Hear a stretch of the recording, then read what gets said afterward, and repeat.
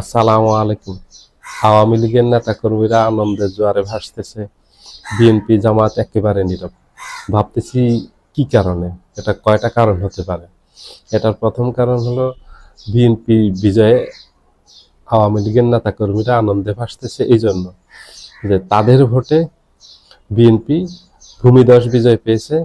নির্বাচনের দিন যখন ফলাফল ঘোষণা করা হয়, যখন বিএনপিকে বিজয়ী হিসেবে ঘোষণা করা হয়, ভূমিধস বিজয় পায়, তখন ক্যালকাটায় পলাতক আওয়ামী লীগের নেতাকর্মীরা সেখানে আনন্দ উল্লাস করেছে, সেখানে মিষ্টি বিতরণ করছে। আওয়ামী লীগ খুব খুশি।